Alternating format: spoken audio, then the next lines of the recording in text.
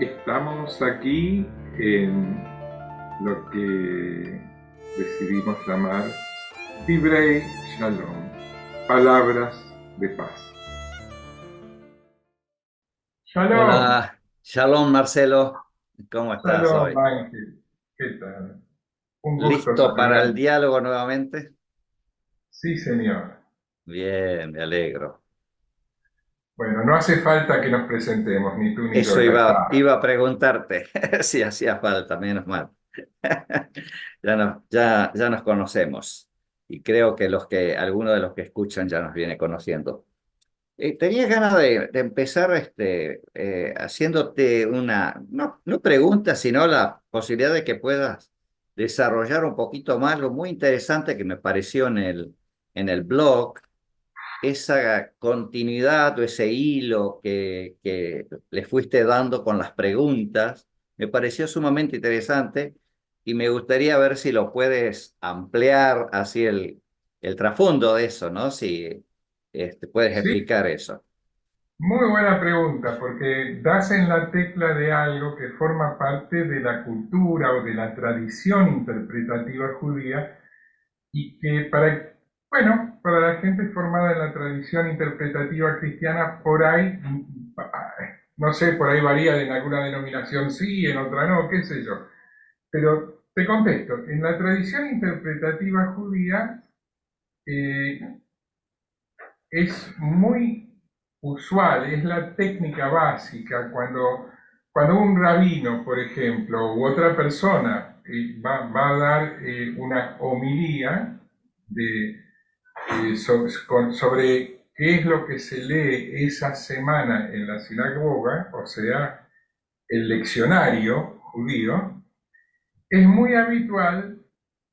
Primero se lee lo que se llama la perashá, que es algo así como un párrafo de los primeros 5 libros de la Biblia, o sea, la Torá, los libros de Moisés, según la Sí, sí, tradición. sí, sí. Se lee un párrafo. Por ejemplo, esta semana corresponde Kitziva, que es el nombre de cada párrafo viene dado usualmente por la primera palabra o dos de ese párrafo. Y, por ejemplo, esta semana se habla de la escena de cuando Aarón hizo el becerro de oro, en fin, Sí, sí. alrededor de esa historia, ¿no? Y que tiene que ver justamente con el momento del decálogo, de la recepción del decálogo o de los 10 mandamientos. Bien, pero después de leerse esa primer parte de los 5 libros de Moisés, el leccionario incluye una segunda parte que usualmente es o de los profetas o eventualmente de algún otro de los libros de la Biblia. Normalmente es de profetas. Y esa segunda parte se llama Haftarah, la Perashá y la Haftarah. Y la técnica de interpretación para construir la homilía es llegar a través de la lectura de la primera parte con preguntas a la segunda lectura, para que al final la segunda lectura termine iluminando cuál Ah, era el sentido dando profundo, respuestas a esas no tan preguntas. evidente de entrada Claro, en la primera lectura. Por exacto. supuesto que ese orden no es, bueno, en fin, no sé si hay o no hay intervención divina, pero es un orden establecido por seres humanos, por la tradición, ¿no? Pero realmente a veces es asombroso cuánta luz echa la última lectura sobre la primera. Y entonces lo que yo hice en el blog este último, y lo he hecho alguna otra vez antes, es buscar el hilo conductor de los diferentes textos que se van leyendo en el leccionario, aplicando esta técnica de la exégesis con finalidad homilética, que es propia de la tradición interpretativa judía. Que fue muy clarificador. relacionar especialmente la cuestión de no usar imágenes, de no tener otros dioses, y que estaba en la figura de la venta ahí con las monedas del emperador.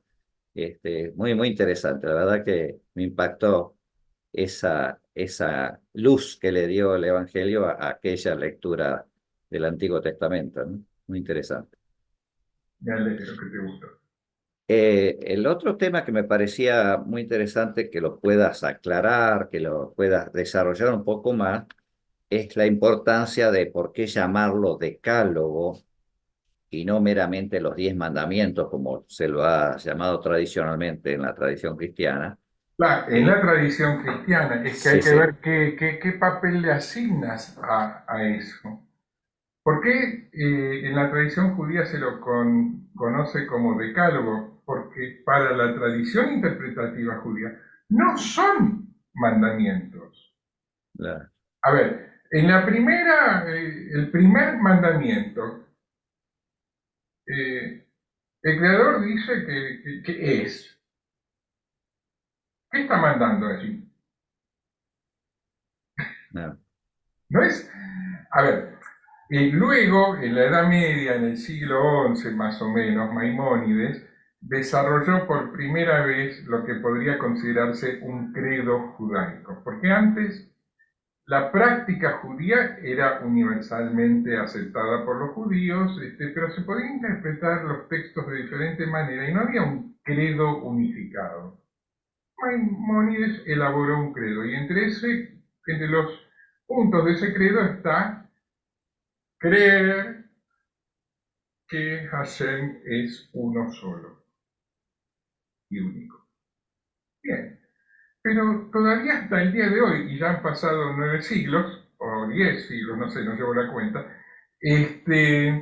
todavía hoy hay judíos en todo el mundo que dicen, sí, sí, Maimónides fue un gran sabio, pero yo no estoy de acuerdo con eso. ¿Por qué me van a imponer un credo? ¿Qué es eso? Yo tengo que creer lo que otro decidió que yo tenía que creer. no, no es una imposición. Entonces, si no hay una orden de tener que creer eso dada por alguien, ¿en qué sentido eso es un mandamiento? Para la tradición judía no lo es, pero algo nos está diciendo. Y si lo tomamos como verdadero, bueno, es como si hubiéramos obedecido un mandamiento. Y no, está en juego la libertad y el discernimiento personal ahí. Claro, exactamente. Por eso mejor para la tradición judía siempre denominarlo un decálogo. Son 10 logos, palabra griega, pero que es polisémica, tiene muchísimos significados. ¿No? Son 10 más que palabras, son 10 alocuciones, verbalizaciones. En hebreo se dice Eser Devarim. Viste, nuestro programa se llama Dibrei Shalom, palabras de paz.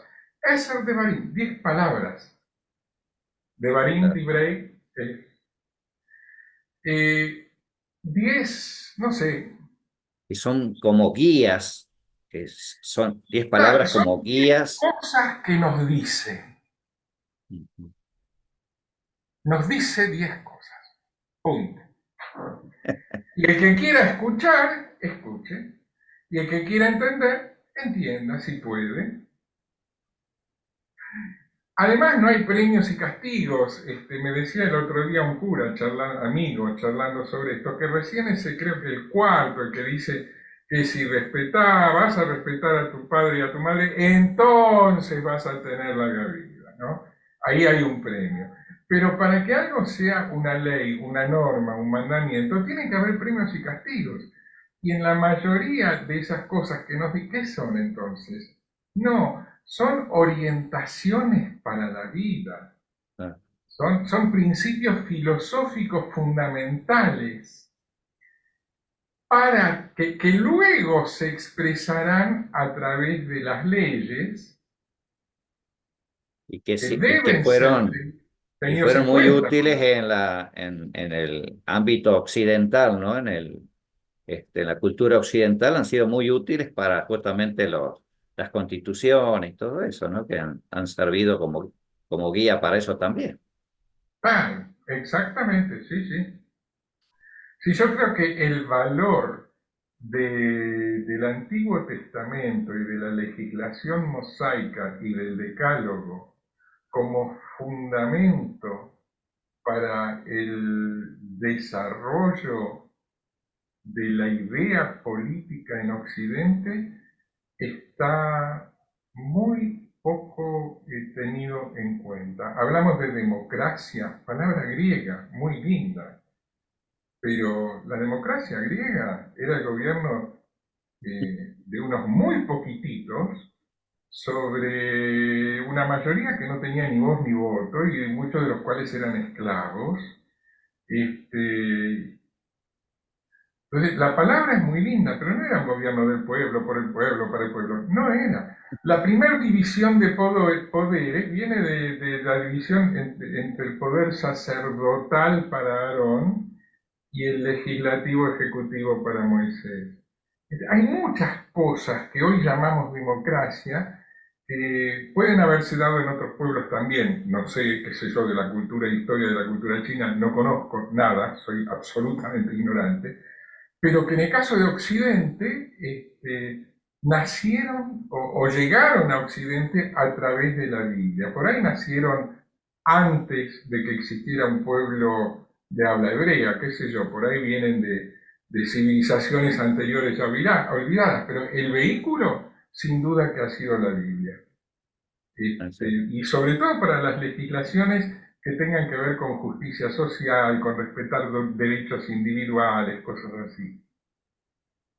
Otro aspecto que me gustó, Marcelo, es que lo hiciste la semana pasada también, es eh, y que digamos, que tiene connotaciones en esta semana de la relación con el templo, que la semana pasada lo relacionaste con el tema de los sacrificios y esta semana tiene que ver con la cuestión esta que mencionamos hace un ratito de que no haya elementos paganos, digamos, dentro de cuidar y proteger, ¿no? Y que indicaste de la importancia que, así como tenía para Jesús, que el templo no fuera tan importante como el ser de uno, ¿no es cierto?, que tenga a Dios adentro.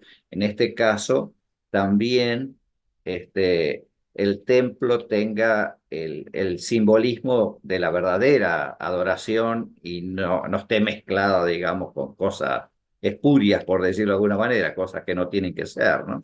Mira, Esos vínculos me interesaron, me parecieron muy fuertes. ¿me permites que me extienda un poquito sobre Sí, esto? por supuesto. Mira, por ejemplo, el primer prototemplo fue el Mishkan, ¿no? La tienda del encuentro, el santuario portátil construido en el desierto. Y Deuteronomio, y Levítico, y Éxodo detalla cualquier cantidad de información sobre cómo construir, lo que tantos ganchos acá, que los parantes ahí, que tiene que ir tal cuero, tal cobertura, esto, lo otro. ¿Y para qué tanto detalle? ¿No? Y resulta que Hashem le explica a Moisés para qué tanta minuciosidad en los detalles de la construcción del templo. Y lo dice clarito. En la versión en hebreo. Tendría que chequear a ver en el Antiguo Testamento, que está basado en la traducción al griego, por ahí cambia. Pero en la versión en hebreo le dice Hashem a Moisés que me construyan, siguiendo estas instrucciones en detalle, una morada para que yo pueda vivir en ellos. Ustedes.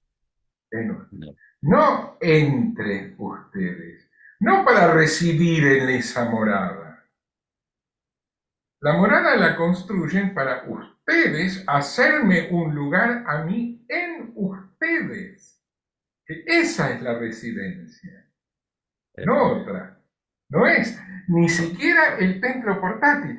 Y cuando después el rey Saúl, cuando quieren elegir un rey, le dicen, no, no, no, no se les va a complicar la vida, no se elijan un rey, pero quieren un rey. Después David viene y dice, te quiero construir un templo. No, gracias, no quiero. ¿Eh? Así es. Entonces, el templo, si bien para la identidad nacional del pueblo judío como emblema es fundamental, y por eso todavía hoy en el muro occidental la gente se reúne a rezar, porque es lo único que queda de aquel pasado, lo único material. Ese. Espiritualmente acá estamos. Pero materialmente es lo único que queda del pasado cuando Israel todavía existía como país independiente, autárquico, autónomo, etcétera, ¿no? Por eso la importancia del templo. Pero en realidad no es mucho más que eso la importancia que tiene. El verdadero templo está en cada uno de nosotros. Judío o cristiano, me parece a mí. No sé si hay mucha diferencia, creo que no. Aunque Creo que la no. forma de fe sea diferente, y el credo sea claramente diferente, me parece que hacerle un lugarcito en nuestro corazón y dar gracias de poder recibir semejante huésped, esa es una experiencia humana universal que no tiene que ver con credo ni religión, me parece a mí. Ese, y no, y relacionado a lo que hablaba la semana pasada, hay un autor que se llama Brueggemann, que él habla del el mensaje de los profetas, y él dice que muchas veces el templo fue usado para tener cautivo a Dios. Es una figura para decir que los reyes lo usaron como Ah, quisieron, y ¿no? sí, Herodes, definitivamente, un Exactamente, constructor de obras faraónicas para demostrar su poder, y entre ellos hizo la última refacción y ampliación del templo de Jerusalén. ¿Cómo vas a acusarlo al tipo de ser un pagano, extranjero, vendepatria? Mirá el templo que nos hizo. Era un efecto de propaganda. Y claro. yo creo que contra eso se rebeló no solo Juan el Bautista, que le costó la cabeza, sino que Jesús también estaba en esa línea. Así que no es solamente contra las monedas extranjeras. Para mí, las monedas extranjeras fueron la gota que rebalsó el vaso. Ah, No, exactamente. no se aguantó más. Ah, sí, más que nada era el uso, como dice mismo Jesús ahí, hicieron cueva de ladrones, decía el uso, Exacto. este, Ahora, hay que tener mucho cuidado de no sacar esto de contexto, porque estamos hablando de un judío practicante, líder religioso, que en un debate con otros judíos le está explicando esto a sus discípulos. Esto hay que tenerlo en mente, porque si uno saca de este contexto, después puede servir para cualquier cosa. claro, sí, sí, Puede servir como argumento para señalar a los judíos como culpables de, como si otras religiones no invirtieran en construir grandes templos también, y como si no hubiera también seres humanos corruptos, a exactamente. veces en altos cargos en las instituciones de otras religiones. No quiero particularizar ni, bueno, en ese momento de la historia de Israel era así. Estaban en la práctica invadidos por los romanos y estaba al frente del gobierno un tipo que quería quedar bien con los romanos y usaba el templo para eso. Así es. Bueno, una vez más nos va ilustrando con muchos ejemplos cada semana de una lectura que, lejos de alejarnos del judaísmo, nos acerca y nos acerca a una nueva interpretación, o mejor dicho, quizá una nueva luz en la interpretación, a elementos que por ahí hemos perdido, ¿no? En este proceso histórico que todos conocemos, ¿no? Y yo creo que vale la pena, manteniendo, a ver, vale la pena trabajar juntos, juntos, pero no revueltos. Exactamente. Cada uno es cada uno y cada cual es cada cual. Y en el diálogo, para el que pueda escuchar, el otro lo ilumina. Así es. Así es. Bueno, muchas gracias, Marcelo, y espero que nos haya sido útil a todos los que nos escuchen de aquí en el futuro. Ojalá pueda servir para Hasta eso. la próxima semana. Shalom, shalom, muchas gracias. Shalom, gracias.